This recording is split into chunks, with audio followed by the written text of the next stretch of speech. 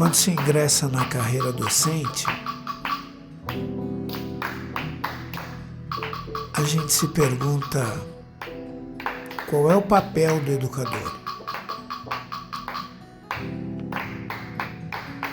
Qual é a tratativa que vai levar aqueles alunos que frequentam a presença de um educador, que vão trabalhar com esse educador,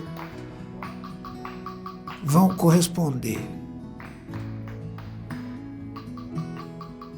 Quanto de corresponsabilidade há num processo de ensino-aprendizagem? Existe aprendizagem sem ensinagem? Em quantos lugares diferentes é possível aprender? Quanto uma pessoa absorve em quanto tempo dentro de uma sala de aula?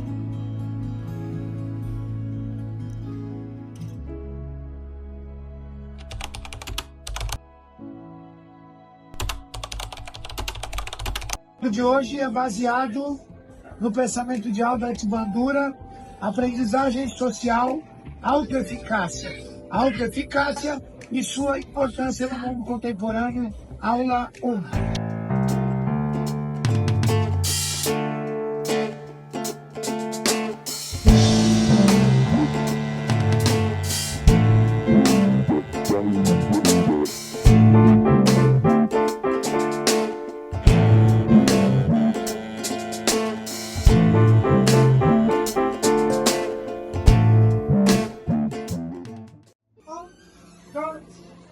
dois, três, e...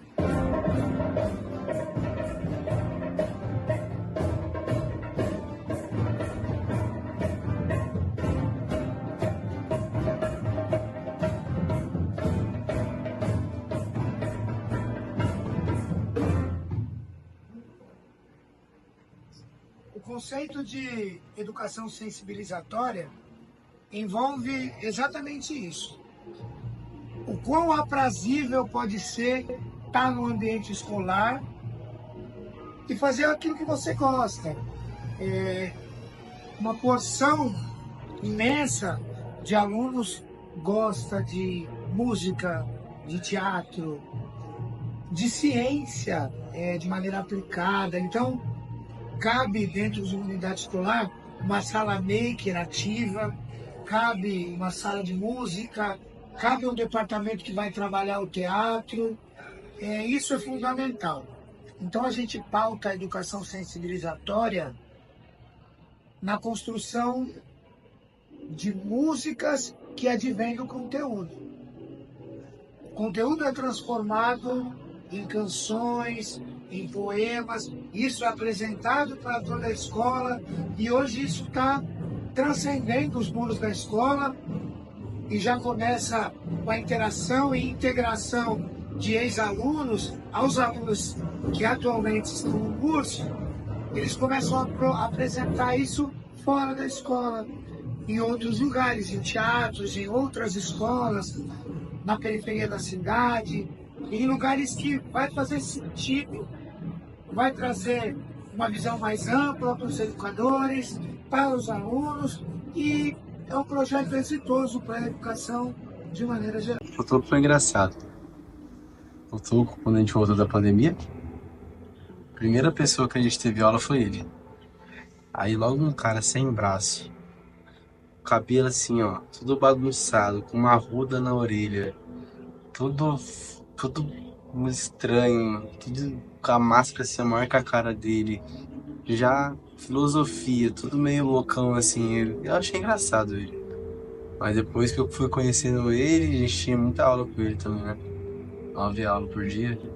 Não, 9 aulas por dia, sei lá. Só sei que a gente teve bastante aula com ele. Daí eu fui começando a... Eu não gostava muito dele, achava ele estranho. Mas depois eu comecei a gostar dele, ele tinha a mesma ideia que eu, ele gostava de música, eu também gostava de música. Então eu fui gostando dele. Aí eu fui aprender a conviver com ele. Quando eu encontrei o Pedro, tal, foi uma coisa bem por acaso. E tanto é que eu não ia pra escola, porque, tipo, tinha muita ansiedade, eu tinha muito ataque de pânico, tipo, eu ia pra escola, cara, parecia, tipo, fobia social, tá ligado? Tipo, literalmente uma fobia social. Eu desenvolvi essa fobia social na pandemia. Então, tipo assim, todo aquele processo de, tá enfrentando e tendo que estar dentro de casa, enclausurado, foi barra pra mim, foi difícil pra caramba. Então, assim, logo depois que eu retornei, ainda sobrou uns resquícios, sabe? Dessa questão da ataque de pânico, ansiedade, etc. Né? Comum em muitos jovens hoje em dia. Então, assim, o que eu vejo de benefício de ter tido um projeto social que foi, no caso, a música do Chanceler, cara, é que, isso mudou completamente meu pensamento sobre o que é estudar dentro de uma escola, cara. E tanto é que, assim, você pode, por exemplo, posso dizer, você junta a música junto com a realidade de vida de várias pessoas, entende? Então, assim, música não é só sobre você fazer um som. Música, você relata a história de vida de muita gente, entendeu? Gente que passa por fome, gente que passa por abuso, gente que passa por discriminação, gente que passa por homofobia. Então, assim, esse projeto, ele é justamente voltado para a comunidade geral, sabe? E para pessoas para crianças mesmo e adolescentes que estão dispostos, assim, a mudar de vida e tentar mudar o pensamento sobre o que a criança ou o adolescente tem no agora, sabe? O Pedro já me xingou, já. O Pedro já encheu muito o saco do Pedro, né? Então, assim. Então, tá. Um deles foi, por exemplo, quando ele me deu o violoncelo. Ele comprou um cello pra mim. Eu falei, cara, ele só apareceu com o violoncelo e eu tava tipo. Eu tinha dado a proposta pra ele e falei, eu tô aprendendo a tocar violoncelo porque eu toco no Projeto Guri. E é isso. Aí, tipo, uma semana depois o cara me aparece com um instrumento da escola. E, tipo, eu falei, cara, o que tá fazendo com o instrumento? Eu sinto que, pra mim, ter tido uma sala de música e ter tido acesso à música dentro da escola foi, tipo, mudou completamente o meu pensamento sobre o que é estudar, sabe? Sobre o que é aprender a pensar também. E aprender a aprender.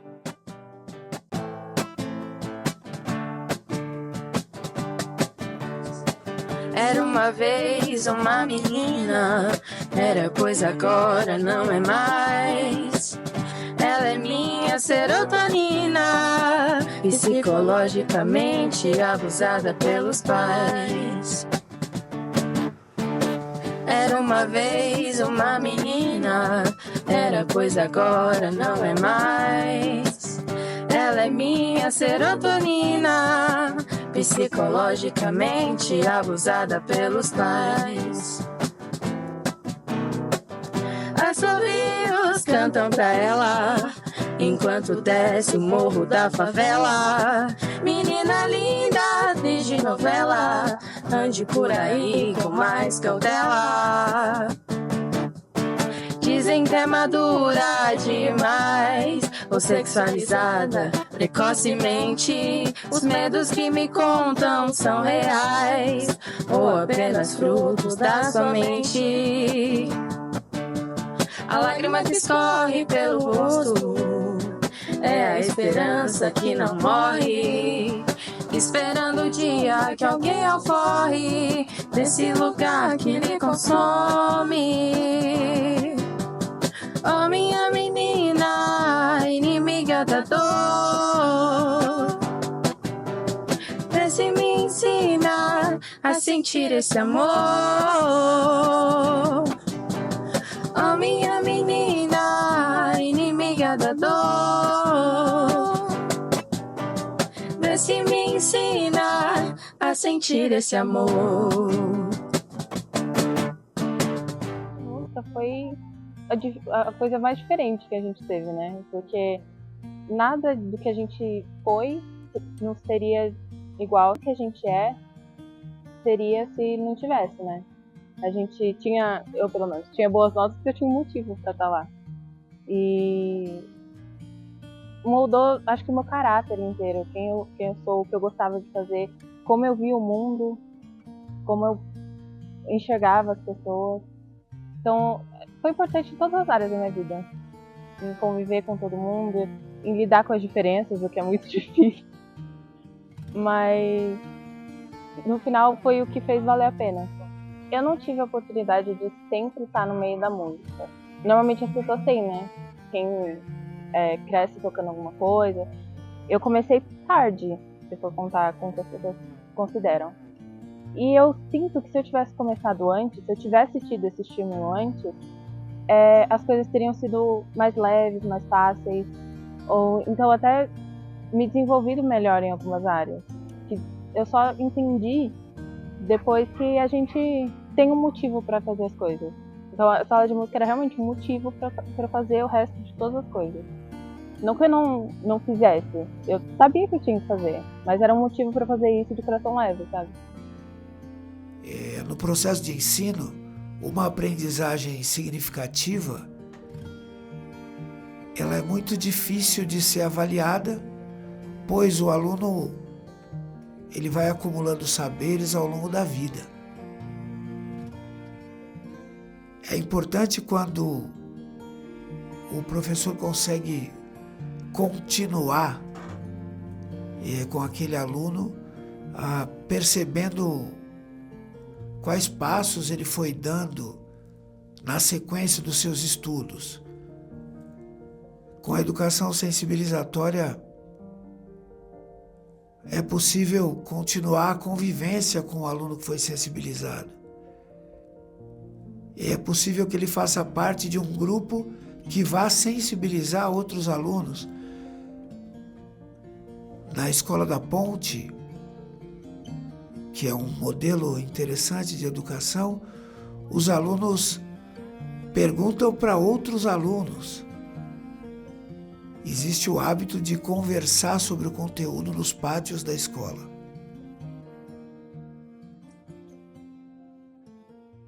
Então, o professor Pedro é uma pessoa muito complicada de ser lidado.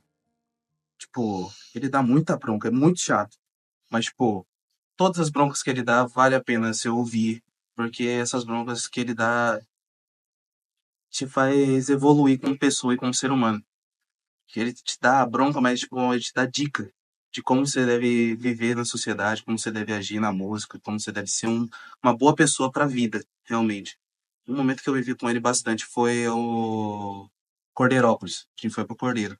Não sei se você lembra que a gente foi pro Cordeiro, mas a gente foi pro Cordeiro com ele. Esse momento foi marcante na minha vida. A gente tocou junto com ele e tal, tudo. Foi um momento que aí eu vi, pô, o quão bom o cara é realmente, tá ligado? Como pessoa, como músico. A música na escola mudou, tipo, deu vontade de eu ir pra escola realmente, né, velho? Porque o projeto de música dentro da escola deu vontade de eu ficar na escola, porque não era só ficar sentado lá vendo a aula, parado, moscando, tá ligado? Olhando pro teto, vendo o professor falar. Não, você tinha algo pra fazer lá dentro. Que a gente viveu na sala de música. Não teve uma aula que prestava. A gente ficou o quarto mesmo inteiro na sala de música, cara. Só essa parte aqui? Não tem um controle pra saber muito. Você já não controle pra saber muito. Que bonitinho.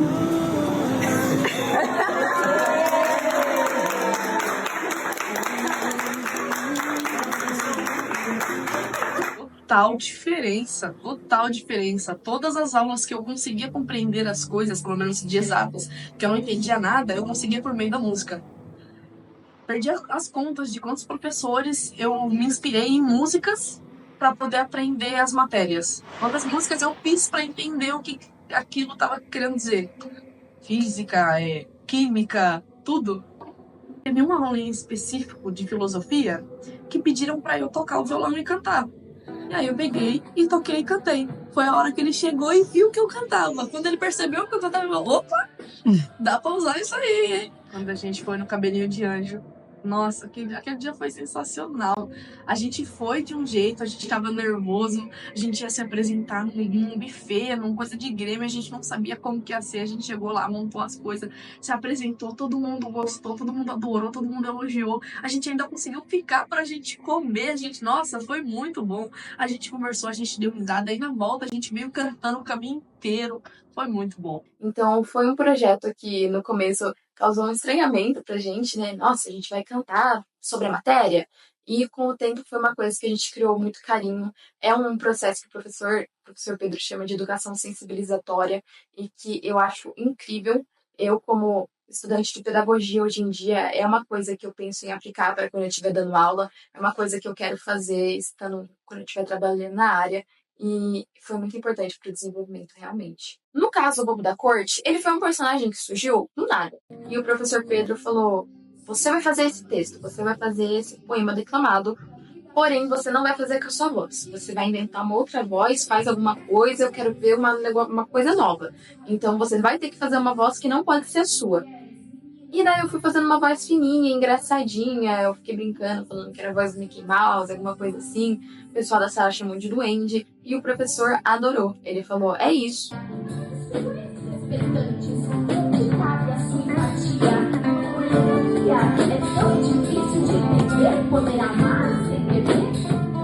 Acho que deixava o meu dia muito mais legal. Eu sempre evitava faltar porque eu sabia que eu ia estar perdendo alguma coisa na sala de música. Então, eu nunca faltava, assim, porque eu sabia que eu ia perder alguma coisa que tava rolando lá.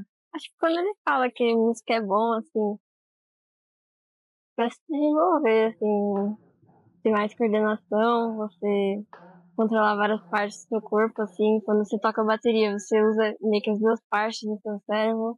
Eu achei isso legal. Meu ensino médio, um dos momentos mais incríveis da minha vida, e as aulas de música com certeza fazem parte desses momentos.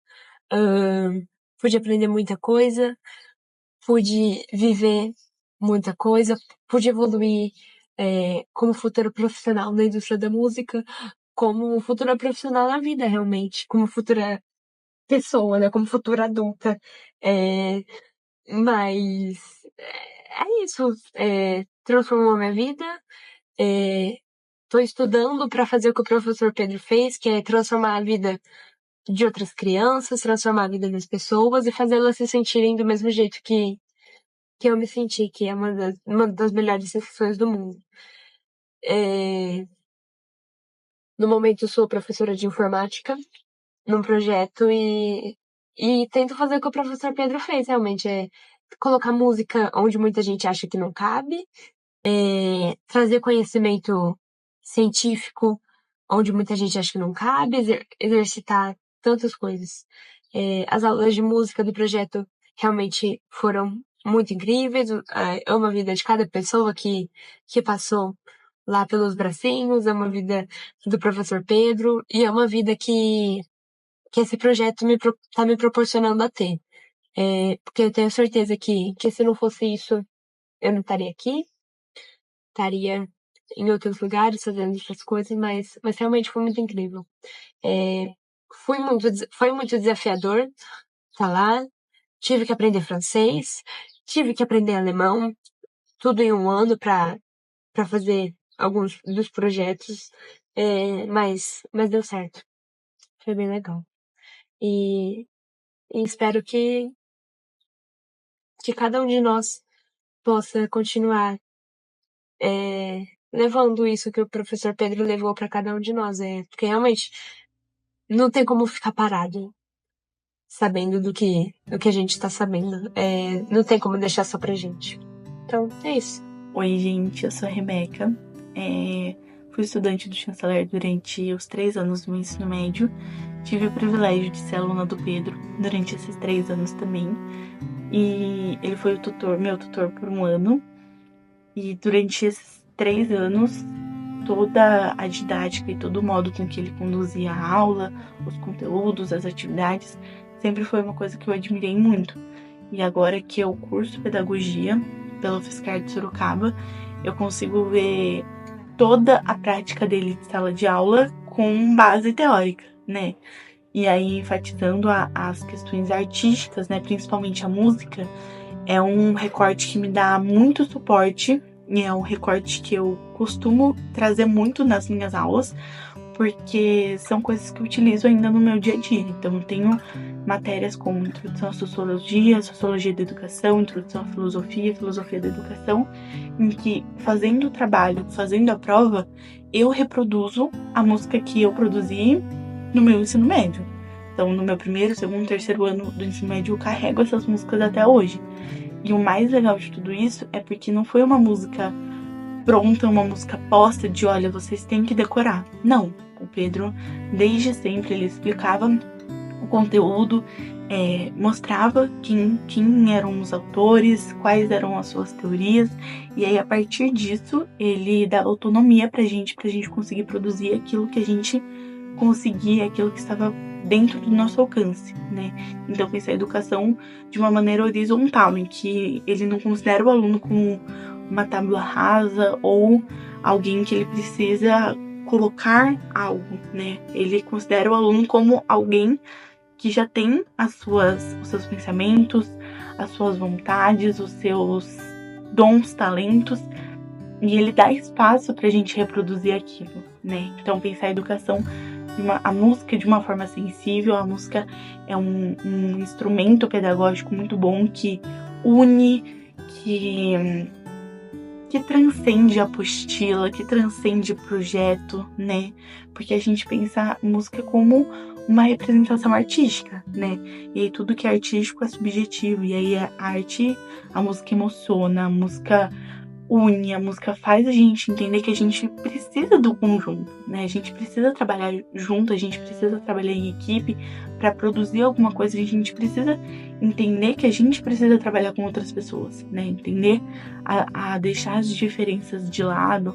Então, a musicalização como um processo sensível, né? E como um instrumento pedagógico, é um instrumento que eu utilizo com as minhas crianças, inclusive no estágio em que eu faço, e é uma coisa que eu carrego até hoje, é um projeto que eu acompanho e eu recomendo para todo mundo, porque eu levo para minha vida e foi me apresentado, eu considero tarde, né, porque foi no meu ensino médio. Então, a gente pensar arte, a gente pensar música, a gente pensar o teatro, em todo o processo educacional, né? Porque a gente é isso, não ficar só na caixinha, a gente conseguir expandir aquilo também. O Pedro sempre conseguiu fazer isso, claro, com base no conteúdo, com base naquilo que é esperado que a gente aprenda, né? Que é importante que a gente aprenda, mas que a gente consiga reproduzir, que a gente consiga entender de fato aquilo que a gente precisa entender, né? Que não fique uma coisa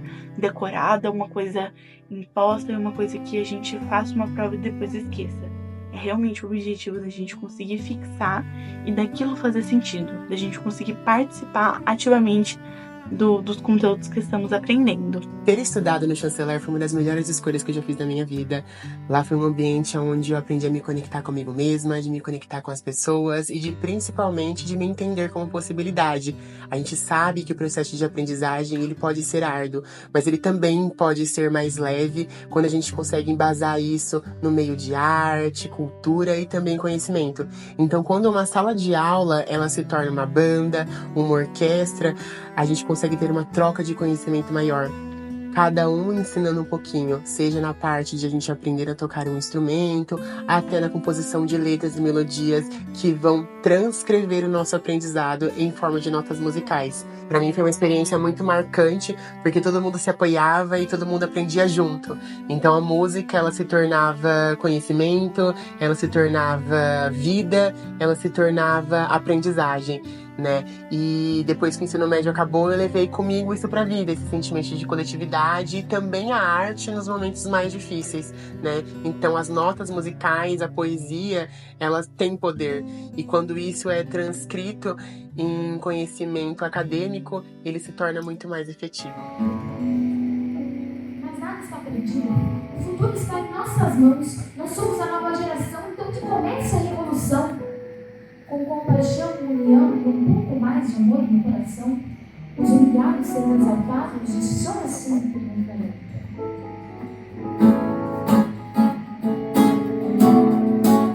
Vambora!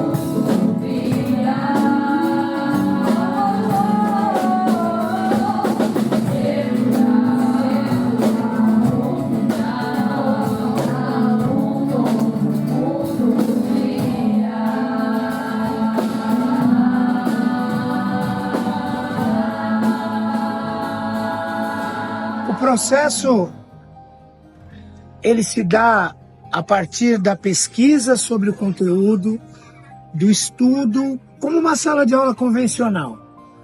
Porém, depois que o aluno apresenta essa pesquisa, que ele tem uma aula expositiva dialogada, que ele trabalha com o conteúdo dos slides advindos da Secretaria da Educação, a gente ainda conta com a possibilidade do aluno se agrupar e transformar esse conteúdo em poemas. E esses poemas, depois, no momento de interação, a sala toda, eles são transformados em música. E essas canções, elas são cantadas dentro da escola, dentro da sala de aula, nas apresentações que são feitas nos eventos escolares. E hoje, como já foi dito, transcende o muro da escola e está chegando a outras escolas. Esse modelo está sendo ouvido e apreendido por outros professores, claro, cada um dentro da sua especificidade. Então o professor tem mais facilidade com teatro, ele vai transformar o conteúdo em teatro, né? E o aluno vai se sentir bem fazendo isso. O aluno vai gostar de vir à escola. A gente chamou de educação sensibilizatória algo que metaforicamente pode ser dito cuidar dos jardins para que as borboletas queiram estar no jardim. Então, tratar o aluno com essa reciprocidade, com essa atenção, com esse detalhe de acordo com a individualidade dele, respeitando a diversidade, tratando o aluno como ator social, produtor do seu conhecimento, né? No mundo onde a tecnologia está favorecendo tanto o ensino-aprendizagem, o aluno tem contato com as plataformas digitais, assim como ele tem contato com o Google, e ele pode pesquisar e ele pode transformar esse conteúdo naquilo que é aprazível para ele, tornando assim a escola um ambiente prazeroso, um ambiente de troca de informações, de troca de conhecimento. Trabalhar com isso nos últimos 10 anos tem sido algo fantástico. Incentivar aqueles que depois a gente vai ver no mundo do trabalho, vai ver na sociedade, dentistas, psicólogos, médicos, formadores, pedagogos, e muitos já são advindos dessa prática, e eles vão tratar os seus alunos também com esse tipo de detalhe, que é prestar atenção ao outro. Nas palavras de Emmanuel Levinas sobre alteridade, a educação sensibilizatória é o ato de fazer tudo para que o outro viva. Tratar o outro, como diria Martin Buber, como outro eu e não como outro isso. Esse é o objetivo da educação sensibilizatória, é o objetivo desse documentário, que a gente chamou de Coisa de Pedro, por esse servidor ser quem idealizou essa prática ao sair da faculdade e ter que enfrentar a realidade de sala de aula. Eu preferi fazê-lo com música, com graça, trazendo para os alunos aquilo que eu tinha de melhor. Eu sempre achei as aulas dele muito legal. O que ele falava eu achava muito legal. Eu pensava, nossa, que cara foda, né? E o jeito que ele toca música também, ele é muito bom. Em tudo que ele faz, né? Mesmo tendo só um braço, ele é muito bom em tudo. Eu acho que eu queria agradecer ele, né? Por ter dado aula pra mim e por ainda continuar me ensinando, né? Nossa, é difícil, né? Obrigado. Eu acho que eu ia dizer muito obrigado. Eu vou chorar. Porque foi quem acreditou na gente, né?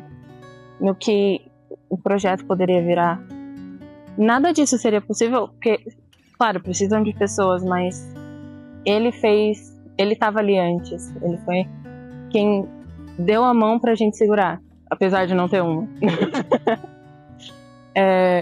Então, acho que obrigado por ter acreditado na gente, obrigado por acreditar em mim, por me fazer sonhar e acreditar que eu sou capaz de fazer as coisas. Você me fez ser uma pessoa melhor, você me fez perceber que mesmo eu estando certo, eu tenho que aprender a ouvir os outros. Assim como aquele dia que a gente discutiu sobre o homem biológico na sala de aula, que eu estava certo, mas eu acabei ficando com raiva, porque você não estava entendendo o que eu estava querendo dizer, e você acabou ficando confuso, porque não estava entendendo também o que eu estava querendo dizer.